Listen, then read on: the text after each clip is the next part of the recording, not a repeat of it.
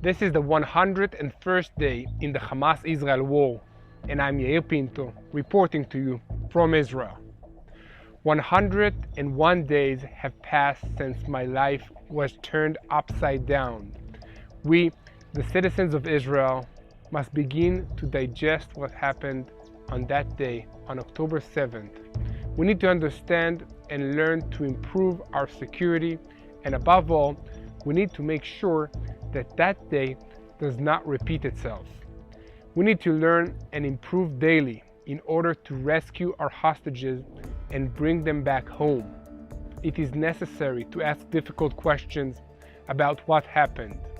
I try to listen and learn from every statement because I want my children to have a future without extreme Islamic terrorism. I am convinced that everybody understands and sympathizes with this desire. These days, it is important to remember that we are fighting a just war like no other, a war that was started by a murderous enemy when it inhumanly slaughtered innocent Israeli civilians. We do not forget, and we will not forget. We will continue to remind even those who try to deny it. We are fighting for our right to live here in safety in Israel. Yesterday, a recording of a conversation between a Gazan citizen and an Israeli intelligence officer was distributed by the IDF. I was personally moved by it.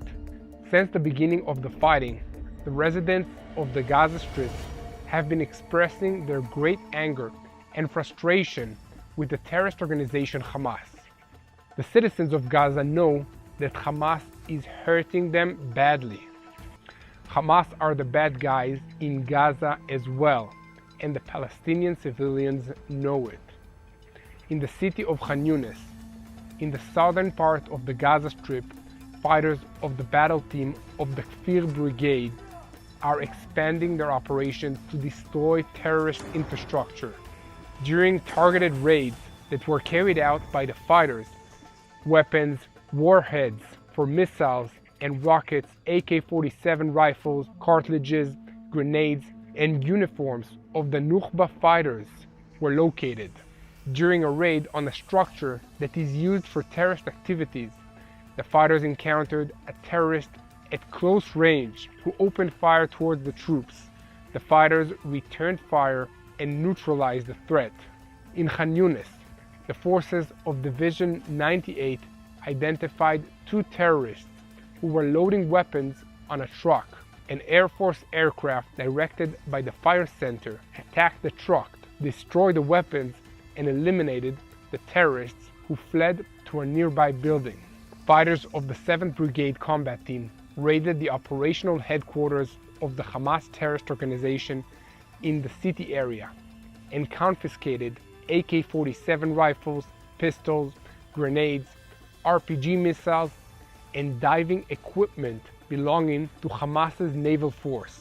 Also in the city of Khan Yunis, in the Gaza Strip, IDF forces destroyed two weapons depots from the ground and from the air during the past 24 hours, attacked military buildings of the terrorist organization Hamas, and located weapons, charges, and even cartridges in a closet inside a child's room in the house of a Hamas terrorist. On Israel's northern front, in the battle against Hezbollah, an IDF force patrolling the Mount Dov area encountered a squad of terrorists who crossed from the Lebanese territory towards the territory of the State of Israel. The force made contact and during the exchange of fire eliminated 4 terrorists. During the battle, the IDF fired artilleries and mortars to the area. In Judéa and Samaria, in the battle against Palestinian terror elements, the IDF's Shin Bet and border police fighters operated tonight to arrest 14 wanted persons throughout Judea and Samaria. In the village of Aurora and the city of El Bira, in the past 24 hours, IDF forces arrested 2 sisters of the deputy head of the political bureau of the terrorist organization Hamas, Saleh El-Arouri, after the sister incited for terrorism against the State of Israel throughout the area. In the city of Nablus, 3 wanted persons were arrested and materials for making explosions and a drone were confiscated. During the activity in the city, a suspected vehicle that tried to escape from the forces was stopped and a loaded M4 weapon was found inside it. The 2 suspects who were driving the vehicle were arrested. In addition, in the village of Zefa, the city of Hebron, and in the village of Mazra el-Kabilia in the Ephraim region, the forces located and confiscated weapons, terrorist funds, and other means of warfare. I want to salute an IDF soldier who fell defending the country of Israel. Sergeant Barak Ayalon, 45 years of age, from Kfar Yuval, was killed as a result of an anti-tank missile that was fired by a Hezbollah terrorist towards his house in the northern part of Israel. גם כי אלך בגיא צלמוות, לא אירא רע, כי אתה עמדי. Even though I walk through the valley of the shadow of death, I will fear no evil, for you are with me. Your rod and your staff, they comfort me.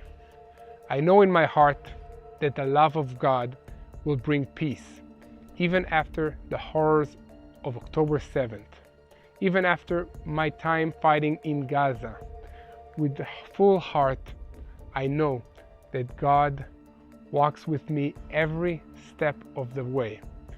And even after injuring my leg, I believe that God has a plan for my life, and He is with me during these hard times and with the entire nation of Israel. So please join me and join the people of Israel in prayer for peace, prayer for the peace of Jerusalem. Thank you for standing with us during these hard times.